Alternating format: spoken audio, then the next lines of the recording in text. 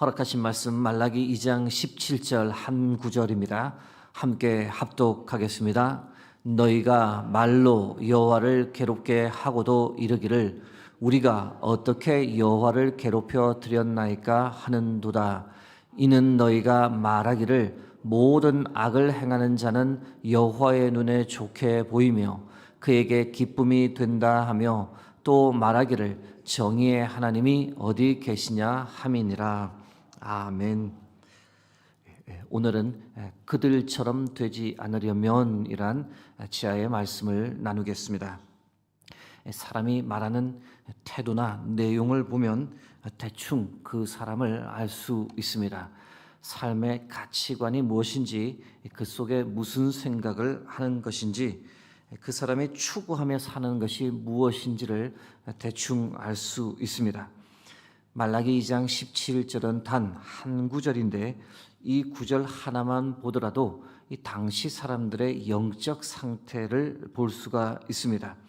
그들의 말과 행실 때문에 하나님께서 괴로워할 정도였다라고 성경이 말합니다. 그런데 정작 사람들은 그 사실을 인지하지 못했고 하나님께 오히려 반문했습니다. 하나님, 우리가 어떻게 하나님을 괴롭게 했습니까? 그런 적 없습니다. 뭔가 오해를 하시는 것 같습니다. 그러자 하나님께서 어떤 일로 마음이 괴로우셨는지를 그들에게 설명해 주십니다. 너희가 나에 관해 말하기를 내가 모든 악을 행하는 자를 좋아한다고 말하지 않느냐? 나는 정의와 먼 하나님이라고 너희가 그렇게 떠들며 다니지 않느냐? 어떻게 그런 말을 할 수 있느냐? 그 말이 과연 맞는 말이냐? 나를 모독하는 말이 아니냐? 너희로 인해 내가 정말 괴롭다. 말라기 2장 17절 한 구절에 이런 내용이 담겨 있습니다. 하나님을 모르는 정도가 아니라 하나님에 관해 함부로 말하는 사람 때문에 하나님의 마음이 참 괴로우셨던 겁니다. 문득 부모님 가슴에 이 못을 박는 불효자 페류나가 이 대목에서 떠올랐는데, 부모님에 대한 존경도 없고 예의 있게 말하지 않고 막말까지 하는 자녀들, 심지어 자신을 낳아주신 부모님에 관해 좋지 않은 이야기를 막 하며 다니는 자식들, 여러분, 이런 자녀들이 있다면 부모님의 마음이 얼마나 괴롭겠습니까? 말라기 시대 유다 백성들이 하나님에 관해 함부로 말했습니다. 먹고 살기 힘든 시기다 보니 온갖 악한 방법 동원해 살려고 바둥바둥 하다 보니 이 정도 악은 괜찮아. 다른 사람들도 다 하는 거야. 하나님도 이런 상황은 이해하시고 눈 감아 주실 거야. 이렇게 말하며 악행을 저질렀습니다. 때로는 하나님께서 아무것도 하지 않는다며 하나님에 관해 불평불만을 토로하기도 했습니다. 아니, 하나님께서 정의로우신 분이라면 왜 이런 상황을 가만히 놔두시는 거야? 어떻게든 해결해 주셔야 되는 것 아니야? 가만히 계신 걸 보면 정의에 관해서는 별 관심이 없는 분이야. 여러분, 이런 말을 직접 듣는 하나님의 마음이 과연 어떠했을까요? 사랑하는 성도 여러분, 우리가 믿고 섬기는 하나님은 공의와 정의의 하나님이신 줄 믿습니다. 어떤 작은 거짓도 작은 악도 결코 용납하지 않고 반드시 심판하시는 분입니다. 정의가 물같이, 공의가 마르지 않는 강같이 흘러넘치기를 바라며 또 그것을 이루어 가시는 분입니다. 그런 하나님이시기 때문에 우리의 모든 죄를 해결하기 위해 유일한 방법으로 이 땅에 예수 그리스도까지 보내셨던 겁니다. 때론 사람들이 하나님께 관해 말하기를 아무것도 하지 않는다라고 오해를 합니다. 여러분, 하나님은 아무것도 하지 않는 것이 아니라 참고 계시는 겁니다. 인내하시는 겁니다. 더 많은 사람이 구원의 길에 이르도록 기다려 주시는 겁니다. 악인이 판을 치고 하나님은 아무것도 하지 않는 것처럼 보이지만 하나님은 모든 것을 다 기억하고 계수하고 계십니다. 다 보고 계시며 다 알고 계시며 반드시 심판하실 겁니다. 심지어 우리도 하나님 앞에서 두려운 마음을 가지고 살아야 할 이유는 내가 무슨 생각을 품고 있는지, 내가 무슨 짓을 은밀하게 하는지도 하나님은 다 알고 계시다는 것을 우리가 깨닫고 두려움을 가지고 살아야 합니다.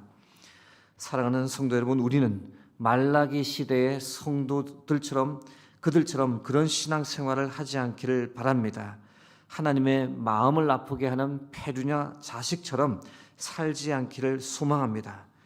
그들처럼 되지 않으려면 우리는 어떻게 해야 할까요? 무엇을 해야 할까요?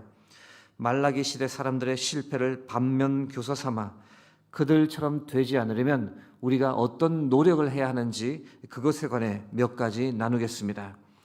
말라기 시대 그들처럼 되지 않으려면 우리는 반드시 예배를 회복해야 합니다. 말라기 시대는 아시는 대로 제사의 거룩함이 무너졌습니다. 형식적인 제사만 남았습니다. 하나님께는 팔지도 못할 희생 제물을 드리기까지 했습니다. 제사장들, 백성들 모두 예배에 실패했습니다. 여러분, 우리는 그들처럼 되지 않기 위해 하나님 앞에서 참된 예배자가 되어야 될 줄 믿습니다. 여러분, 예배가 무너지면 하나님과의 관계가 깨어집니다. 예배가 무너지면 하나님께서 받지 않으시는 헛된 예배를 드리면 은혜를 받지 못하게 되고 결국 사람이 영적으로 메말라가고 병들어갑니다. 결국 어떻게 되느냐? 하나님의 거룩한 성품이 우리 안에서 사라져버리고 육신의 정욕과 죄가 되신 우리를 가득 채웁니다. 사람이 비참해지고 우울해지고 공허함에 사로잡혀갑니다. 그러면서 사람과의 관계도 깨어지고 삶의 악순환이 반복됩니다. 사랑하는 성도 여러분, 하나님과의 관계를 생각할 때 우리가 가장 먼저 회복해야 할 것이 예배인 줄 믿습니다. 하나님께 정성을 다해 예배를 드리고 예배를 통해 은혜를 받아야 합니다. 예배를 통해 하늘의 기름 부으심을 공급받고 하늘의 평안과 위로로 우리 마음을 채워야 합니다. 예배를 통한 은혜의 선순환이 우리의 삶에서 일어나야만 우리가 영적으로 살아갈 수 있습니다. 사랑하는 성도 여러분, 예배를 회복하고 그것을 통해 하나님과의 관계를 회복하는 은혜가 우리 삶 가운데 충만하길 주의 이름으로 축복합니다.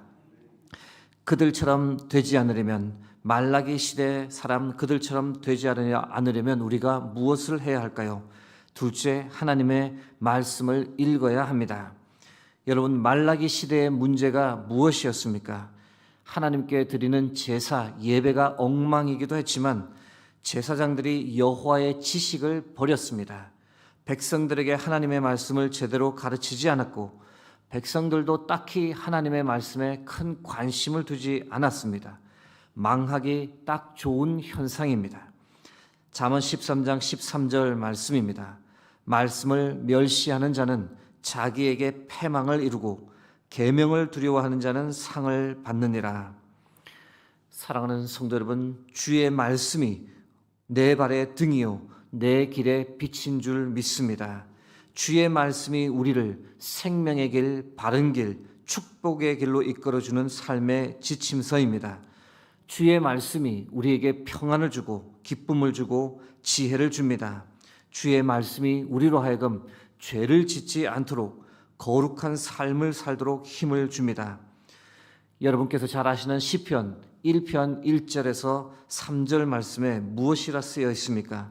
복 있는 사람은 악인들의 꾀를 따르지 아니하며 죄인들의 길에 서지 아니하며 오만한 자들의 자리에 앉지 아니하고 오직 여호와의 율법을 즐거워하여 그의 율법을 주야로 묵상하는도다. 그는 시냇가에 심은 나무가 철을 따라 열매를 맺으며 그 잎사귀가 마르지 아니함 같으니 그가 하는 모든 일이 다 형통하리로다. 여러분, 주일 대예배 때 설교 한번 듣는 것만으로는 결코 충분하지 않습니다. 내가 스스로 하나님의 말씀을 읽어야 합니다.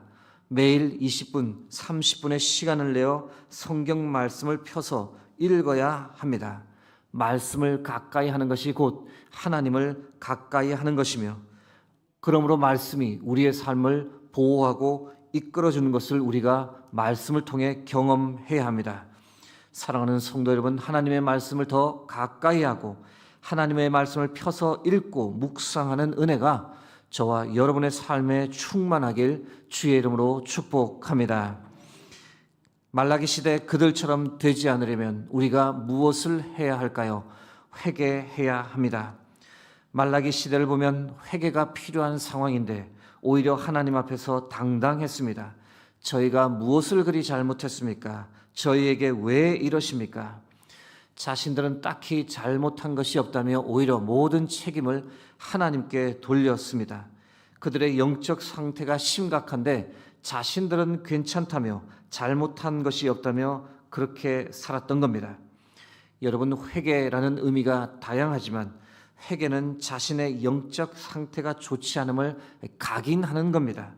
내가 지금 하나님께 무엇인가 잘못하고 있구나, 실수하고 있구나, 이것을 자각하고 인정하는 것, 그래서 영적으로 화들짝 깨어나는 것이 바로 회개입니다. 여러분, 죄는 하나님과 우리 사이를 근본적으로 갈라놓습니다. 죄가 가득한 인생은 하나님께서 도와주고 싶어도 결코 도와줄 수가 없는 상태입니다.